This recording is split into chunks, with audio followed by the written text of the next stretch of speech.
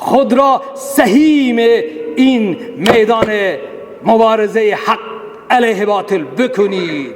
با حرفی بوده، با مالی بوده، با فرزندی بوده، با برادری بوده، با هر کسی بوده، کشورهای اسلامی وظیفه دارن که راه را و مرز را باز کنن. اگر خودشون جرأت و لیاقت ندارن، مرزها را باز کنن به روی مسلمانان و مسلمانان را بگذارند و خدای آنها را،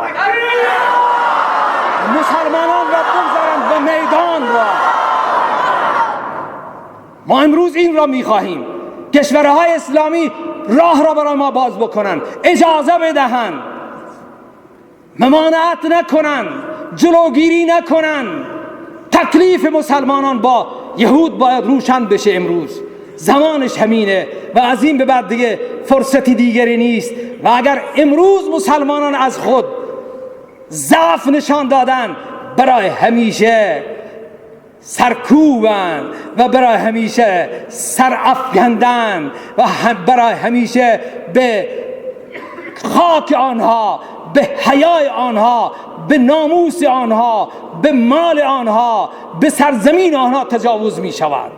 و اگر امروز جلوی صهیونیست را شما گرفتید، شما می بینید که از این به بعد کسی جرأت نمی کنه که آب و خاک و ناموس مسلمانان را چپ نگاه بکنه و به چشم بد نگاه بکنه، حساب کارش را می کند.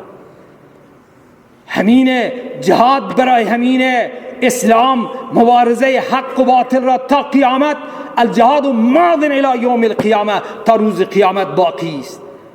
شما دیدی که جنگ جهاد در افغانستان متوقف شد، الان در دیگری باز شده، در دیگری باز شد و جهاد برای همیشه باقی است.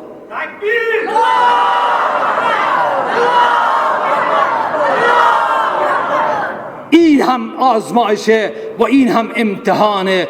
الله تعالی ما را در این امتحانات پیروز کند، ما را در این امتحانات یاری کند، در ما آن خون فاروقی را و صلاح الدین ایوبی را و آن مسلمانان غیرتمند را، خون آنها را در رگ و قلب ما جاری بکند و همان غیرت و حمیت اسلامی را بار دیگر اعاده بکند و آن جنود آسمانی را الله که در میادین صدر اسلام وارد کرد، آنها را وارد میدان بگرداند.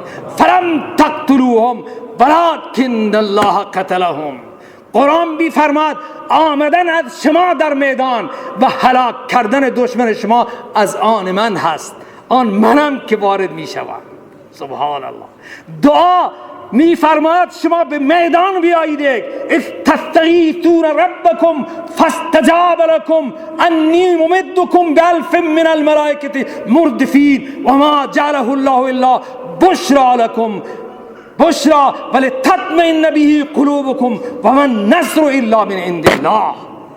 قرآن می‌فرماد شما وقتی به میدان بیایید، الله هم به میدان میآید، لشکر آسمان به میدان میاد و در پایان می‌فرماد و من نصر الا من عند الله. امداد نیست مگر از جانب مستقیم از جانب الله.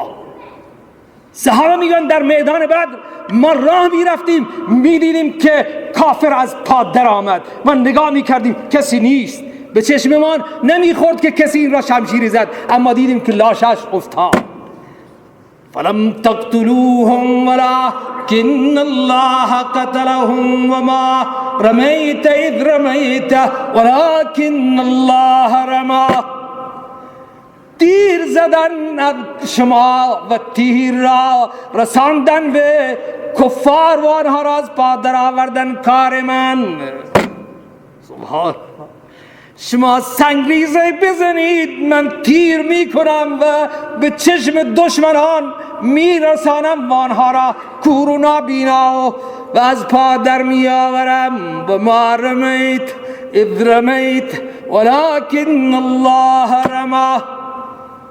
های امتحان بزرگی آمد برای ما و شما، آزمایش بزرگی آمد. ای ملت ایران، ای علمای اسلام، ای مسلمانان دنیا، ای کشورهای اسلامی، ای دولتهای اسلامی، شما در آزمایش بزرگ الان قرار گرفته. صاحب آسمان نگاه می کند که شما چه کار می کنید و فسیر الله عملکم و رسوله و المؤمنون. قرآن می فرماد می بیند خدا شما را که شما چه می کنی. در زمان پیامبر الله فرمود رسول الله هم می بیند و المؤمنون و مسلمانان هم می بینند که شما چه کار می کنی. فسیر الله عملکم و رسوله و المؤمنون.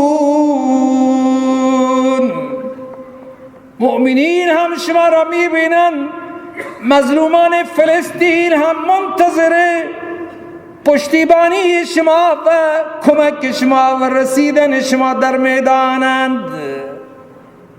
الله، ای الله تو امداد کن، ای الله تو مسلمانان رو جرأت بده، ای الله تو مسلمانان رو غیرت بده، ای الله تو در این آزمایش مسلمانان را ما را کمک کن پروردگارا.